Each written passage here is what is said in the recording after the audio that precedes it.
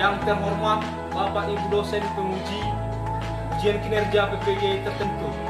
Perkenalkan, nama saya Jeffron Sarlius Barasa SAG dengan nomor induk mahasiswa 25309825 beserta mahasiswa PPG dalam jabatan PS3 tahun 2025 di Sekolah Tinggi Pastoral Kateketik Santo Fransiskus Asisi Semarang. Pada saat ini saya akan melaksanakan ujian kinerja di tempat saya bertugas, yakni PT SMP Negeri 3 Sempat Sempulu, Kabupaten Dairi, Provinsi Sumatera Utara, dengan tema konsekuensi pewartaan Yesus. Demikian perkenalan saya ucapkan terima kasih. Selamat pagi adik-adik. Baik, Pak. Bagaimana kabarnya? Sehat semua? Sehat, Pak. Sudah sarapan tadi pagi? Sudah, Sarapannya agar supaya kesehatan itu terjaga. Ya, sekarang kita akan memulai proses pembelajaran kita, yaitu materi agama. Ya, sebelum kita masuk ke dalam proses pembelajaran, terlebih dahulu kita berdoa. Siapa yang berdoa? Siapa yang bersedia? Oke, silakan. Maju aja ke depan ya. Baik teman-teman, mari kita bersama-sama berdiri.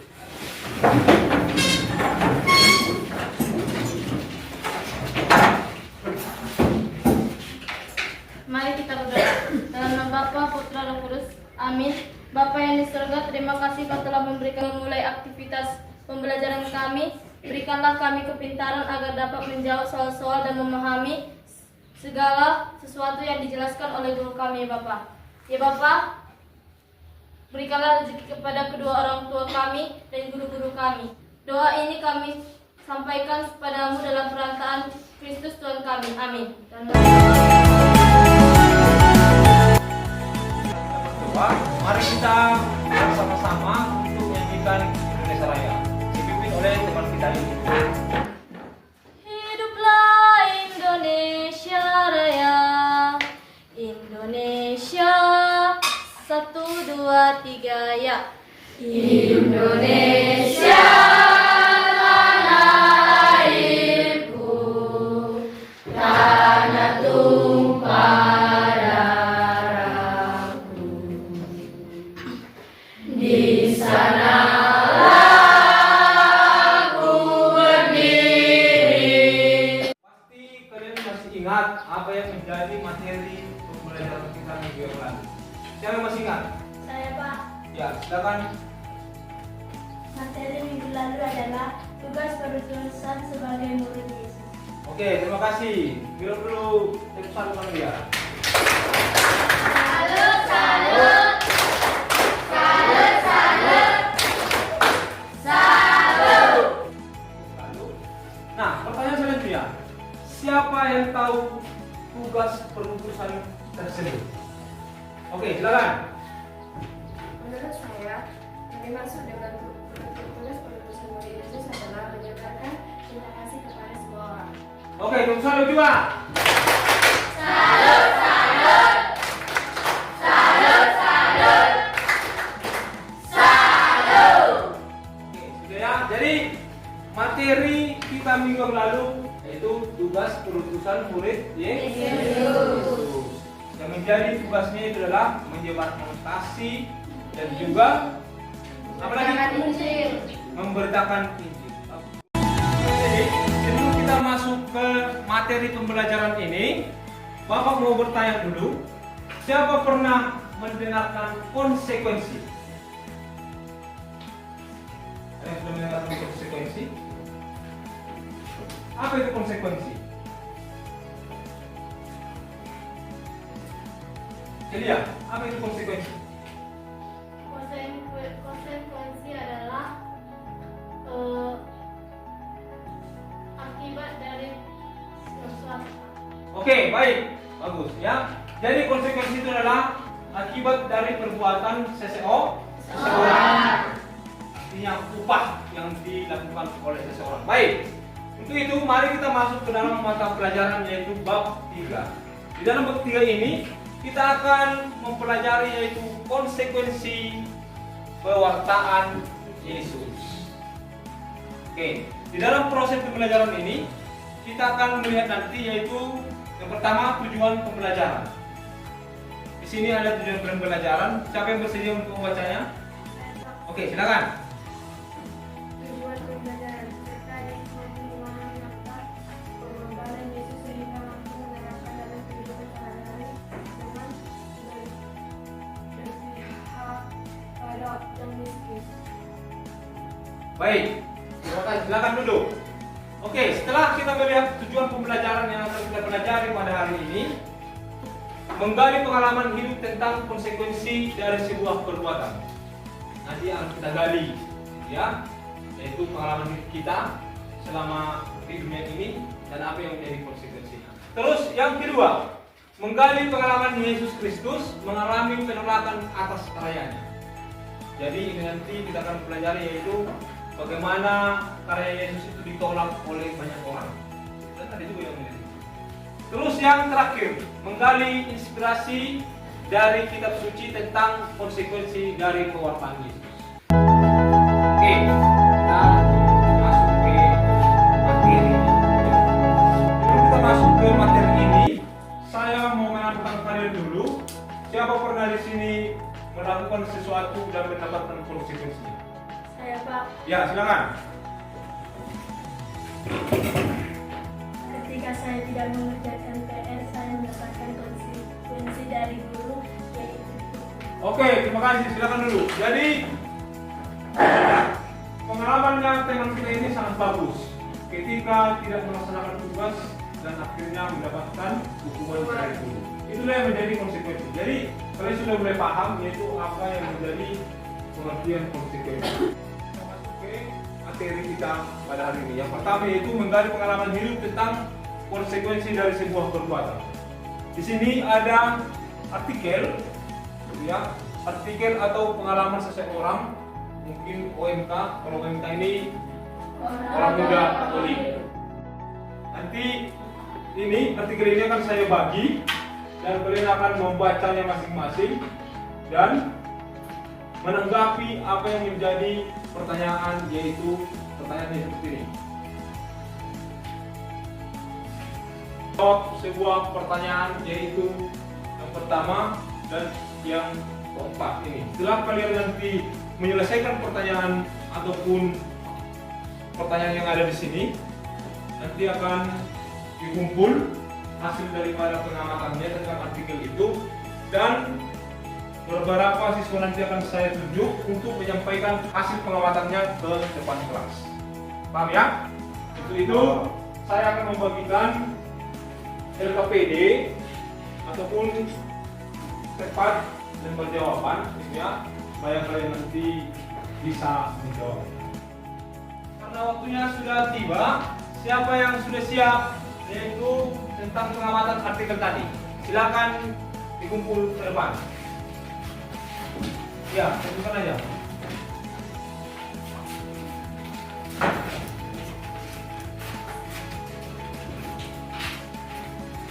Baik, karena kalian sudah menyelesaikan yaitu pengamatan tentang cerita tadi, Bapak akan menunjuk satu orang supaya mempresentasikan hasil pengamatannya tentang artikel tadi.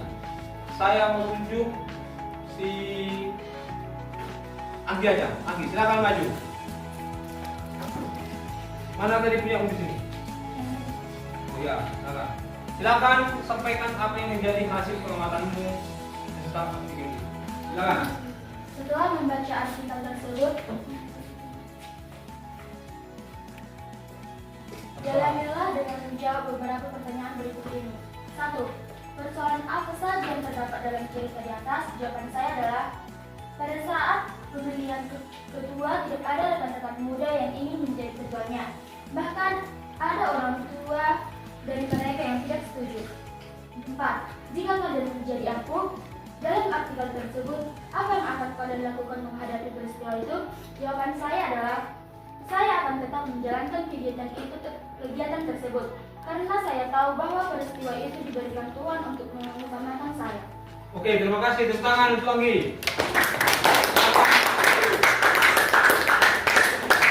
Baik, adik-adik. Jadi, perbuatan baik yang kita lakukan belum tentu semua orang menerima. Contohnya, cerita dalam artikel ini tadi, OMK ini adalah orang muda Katolik yang melakukan kebaikan. Orang tua tidak mendukung. Gitu ya. Padahal yang mereka lakukan itu adalah baik. Jadi jangan heran kalau kamu nanti di dalam lingkunganmu ada yang menolak kamu ketika berbuat baik kepada orang, yaitu membantu. Jangan heran ada orang sebagian yang menolak. Karena ini sudah clear, maka kita akan masuk ke materi yang dinanti-nanti, yaitu bagian yang kedua, menggali pengalaman Yesus ketika mengalami penolakan atas karyanya. Apa itu? Mari kita lihat. Yaitu Yesus menyembuhkan orang sakit. Kalau menyembuhkan orang sakit itu perbuatan yang baik enggak? Perbuatan baik. Tetapi nanti akan kita lihat bahwa Yesus ini banyak yang menolak. Siapa aja yang menolak? Mari kita dalami, yaitu melalui pertanyaan di bawah. Apa pertanyaannya? Yaitu ada 4 pertanyaan. Nanti seperti yang tadi, itu tadi pengalaman kita. Jadi sekarang ini tentang pengalaman Yesus, kalian akan cerna itu ya. Kalian cerna nanti melalui kitab suci. Kalian cari dalam kitab suci, yaitu siapa saja ya yang menerima dan menolak pewartaan Yesus. Pertanyaan pertama itu bercerita tentang apakah gambar di atas. Tadi itu pasti otomatis Yesus menyembuhkan orang sakit. Itu mungkin pertanyaan yang gampang. Terus masuk yang ke pertanyaan kedua. Carilah dalam kitab suci siapakah yang mau menerima pewartaan Yesus. Mengapa mereka mau menerima dan bersukacita dengan pewartaan Yesus. Dan yang ketiga, carilah dalam kitab suci siapa yang menolak pewartaan Yesus. Mengapa mereka menolak pewartaan Yesus. Dan yang terakhir, bagaimana sikap Yesus ketika pewartaannya ditolak. Untuk itu, adik-adik, Bapak akan membagikan kembali yaitu lembar jawaban gitu ya, untuk diisi sesuai dengan pertanyaan ini. Oke, silakan.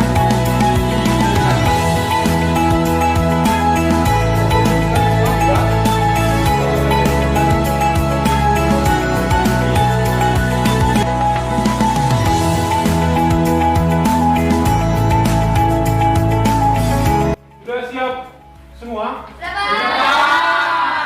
Oke, kalau sudah siap silakan dikumpul. Kumpul aja di sini. Ya, silakan.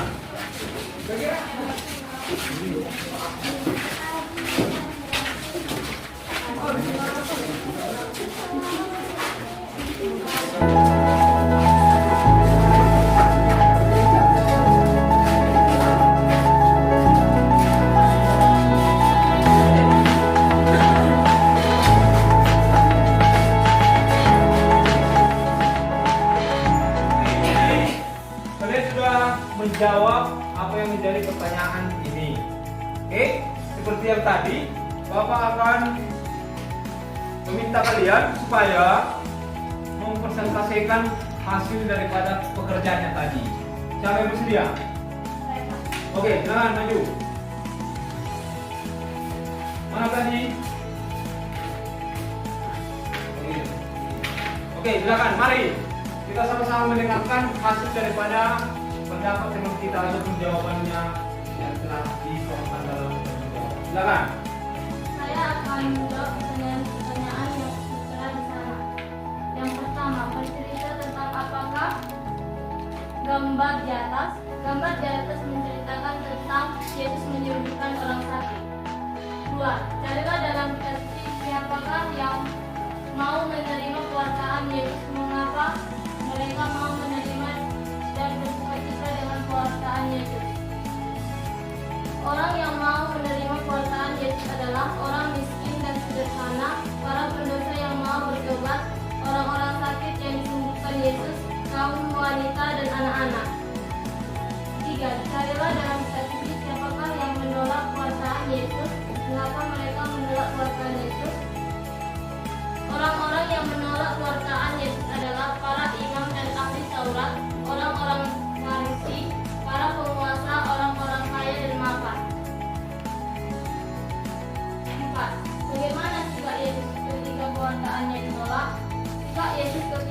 sholat.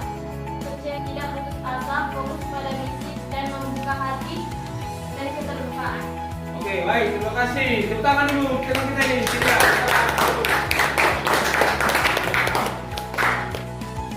Baik.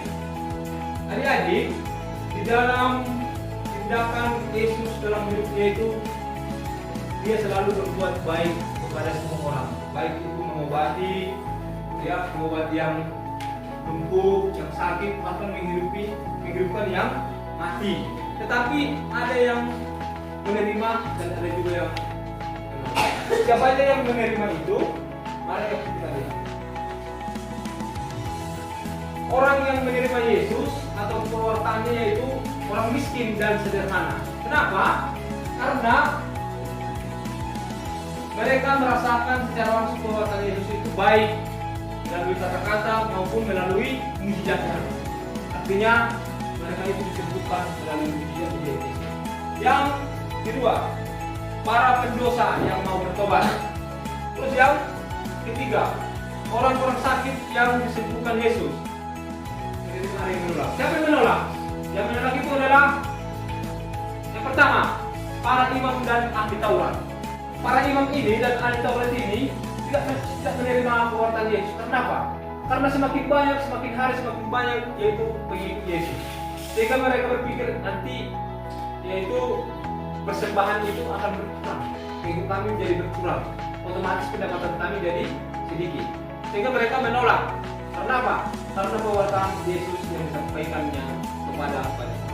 Terus yang kedua, orang-orang Farisi bertentangan dengan pemikiran mereka, sehingga mereka menolak Yesus. Baik, karena sudah mulai tegang ini, melihat, coba kita bangkit berdiri, kita ice breaking dulu.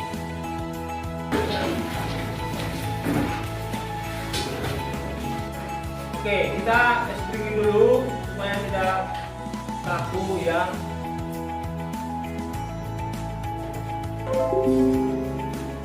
Nanti gerakannya dibuat ya. Gerakan ice breakingnya dibuat. Oke, siap semua. Gerakan dulu di buku supaya siap. Ya.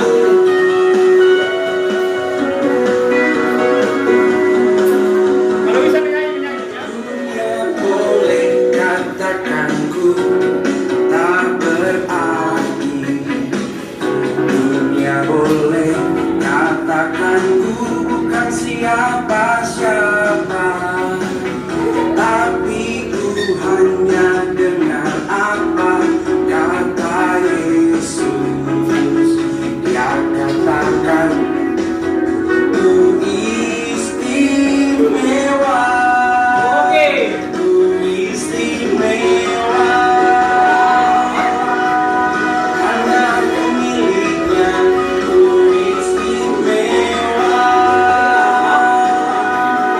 berharga di matanya. Oke, tepuk tangan kita.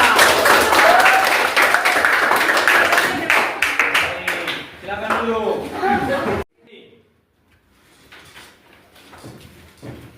Coba perhatikan dulu gambar daripada yang ada di layar ini. Coba perhatikan. Ada 6 gambar di sini. Kalau sudah diperhatikan, Bapak mau tantang lagi kalian supaya menjawab pertanyaan yang ada di sini. Pertanyaannya silakan di sana, ya. Siapa yang tahu lagi di tangan dan berdiri. Siapa yang bersedia untuk memberikan tanggapannya terhadap gambar ini? Ya, silakan. Siapa? Rani. Ya, silakan. Menurut saya, urutan gambar yang benar adalah Yesus ditangkap, kemudian Yesus dimahkotai duri, Ya. dan Yesus diadili, Yesus, Ya. Yesus memikul salib, Iya. Yesus di kayu salib, Iya. dan Yesus disalibkan. Iya. Tepuk tangan dulu untuk orang yang berdua. Oke, silakan dulu. Sekarang kita masuk di dalam kelompok untuk membahas kitab suci yaitu Markus bab 15 ayat 1 sampai dengan ayat 39. Bapak akan membagi kelompok dan masing-masing kelompok nanti akan melihat apa yang menjadi isi daripada Markus bab 15 ini dan mempresentasikannya ke depan. Gitu ya. Untuk itu Bapak akan bagi kelompoknya. Bapak akan bagi 4 kelompok. Setiap kelompok nanti memiliki 6 anggota, gitu ya. Dan ini kelompok 3, kelompok 2, kelompok 1, kelompok 4. Oke, silakan berdiri, ambil kelompok masing-masing. Jadi sekarang karena kelompoknya sudah tersedia, maka Bapak akan membagikan LKPD sesuai dengan kelompok. Nanti di sini LKPD-nya ditulis nama kelompoknya siapa saja, ada 6 anggota, tuliskan namanya, dan menjawab pertanyaan ini. Apa pertanyaannya? Setelah membaca kitab suci yaitu Markus 15 ayat 1 sampai 39, maka kalian masuk ke kelompok, membacanya, diskusikan, lalu menjawab. Ada 4 pertanyaan, gitu ya. Dan yang terakhir ini yang kelima, rumuskanlah jawaban kalian dalam bentuk presentasi atau vlog.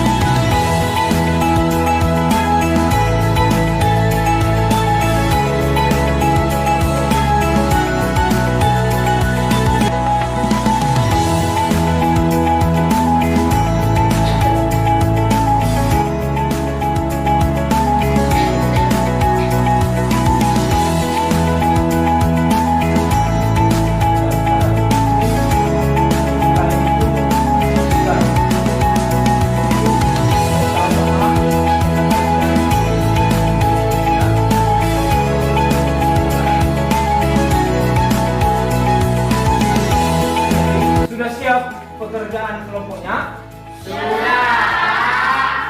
Oke, karena sudah siap, silakan siapa atau kelompok mana yang bersedia untuk tampil pertama sekali. Kelompok berapa?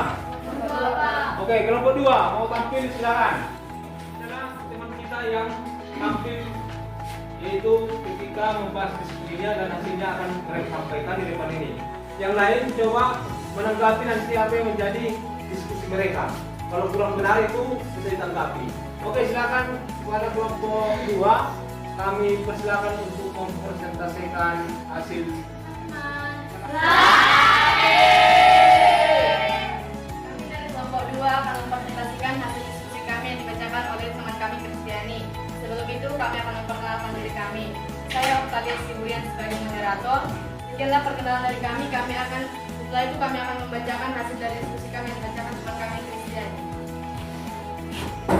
Mengapa kelompok orang-orang yang menolak pewartaan Yesus itu bersikeras untuk menyalibkan Yesus?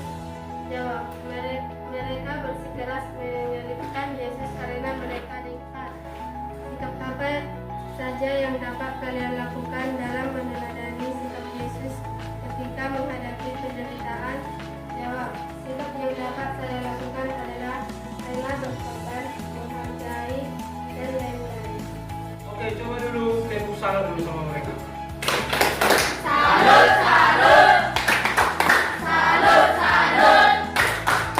Salut. Oke, silakan kepada kelompok 2. Oke, jadi sekarang kita akan masuk ke rangkuman materi. Karena persentase daripada semua kelompok tadi sudah terlaksana, maka kita akan merangkum semua proses pembelajaran kita pada hari ini. Yang pertama, penderitaan yang dialami oleh Yesus merupakan konsekuensi dari tugas penutusannya untuk melaksanakan kehendak Bapa dalam mewartakan dan menegakkan kerajaan Allah. Terus yang kedua, Yesus bertanggung jawab dan rela berkorban tanpa pamrih, tanpa melihat apapun itu ya, tanpa memilih diri, sampai mati, menyerahkan dirinya kepada kehendak Bapa. Artinya, walaupun dia ditolak, bahkan disiksa, dia rela. Karena apa? Demi kelanjutan misinya untuk menyampaikan kerajaan. Kita lanjut. Yang ketiga, keteladan Yesus dalam menghadapi penderitaan tampak dalam beberapa peristiwa berikut. Yang pertama, Yesus tabah dalam menghadapi penderitaan dan berserah diri kepada kehendak Bapaknya. Terus yang ketiga, ketika berada di atas kayu salib, Yesus tidak kemudian ataupun menyumpahi orang-orang yang telah menyalibkan Dia. Ya, jadi biasa kita itu kalau orang lain itu mengejek kita langsung kita sumpahi, tetapi Yesus tidak mau menyumpahi. Bahkan Dia itu berdoa. Apa yang dikatakan Yesus? Ampunilah mereka, sebab mereka tidak tahu apa yang mereka perbuat. Itu Yesus mendoakan. Ya, terus sebagai muridnya kita harus belajar dari sikap Yesus dalam menghadapi penderitaan, yaitu jadi kita ini dibaptis atas nama Yesus, sehingga kita disebut sebagai pengikut Yesus. Maka kita harus melaksanakan sebagai pengikutnya, yaitu tetap tabah dalam menghadapi penderitaan dan disertai sikap penyerahan diri kepada Tuhan, sama seperti Yesus. Walaupun kita ditolak dalam berbuat baik di tengah masyarakat, kita harus tetap tabah, ya, jangan jadi pengikut. Terus berani menghadapi resiko demi menegakkan kebenaran dan keadilan. Jadi intinya, kalau salah katakan salah, kalau benar katakan benar. Lebih dari itu penjelasan dari iblis. Kita diajak untuk tetap solider terhadap mereka yang miskin. Walaupun kita sakit, ya, kita harus berkorban juga mendoakan orang lain yang menjadi sakit. Yang terjadi sekarang ini di negara Nigeria, orang Kristen itu dikejar-kejar, dibunuh. Kita harus mendoakan mereka. Kita sudah mempelajari dari awal, yaitu Tuhan Yesus berbuat benar dan bahkan Dia ditolak. Oleh sebab itu, kita itu harus menyadari kenapa Yesus melakukan itu. Kenapa Dia mau demi kita semua? Karena apa? Karena dosa-dosa dan kesalahan kita lah yang ditanggung. Oleh sebab itu, mari kita ini sejenak merenungkan dalam hati dan pikiran kita jawab dalam diri kita sebagai bahan refleksi atas apa yang telah dilakukan Yesus. Apa yang harus kita balas? Kita tunjukkan kepada orang lain. Kita jawab dalam diri kita, dalam hati kita yang paling dalam, dan kita laksanakan dalam kehidupan kita.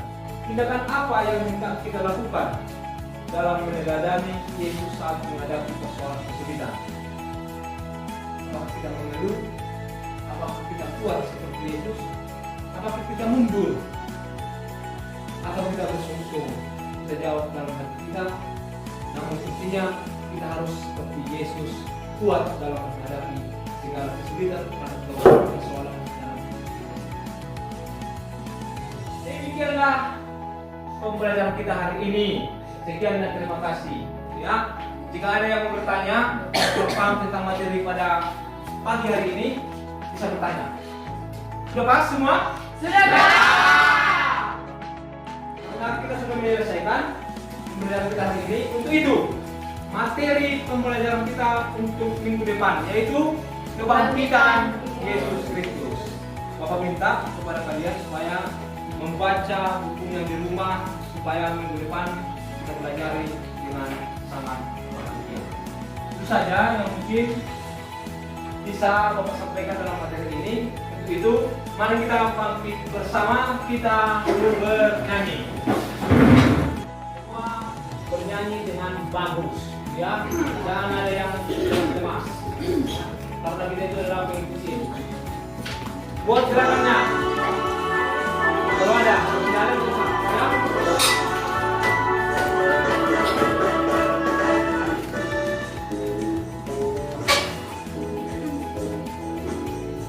Inilah buah ini. Yesus sedang Sayang, sayang, sayang. silakan depan. Aku disayang Tuhan. Aku diangkat jadi anaknya.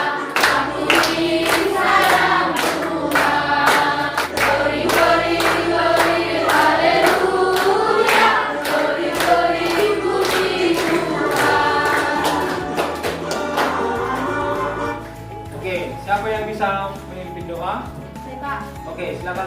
depan, tunduk kepala, kita berdoa.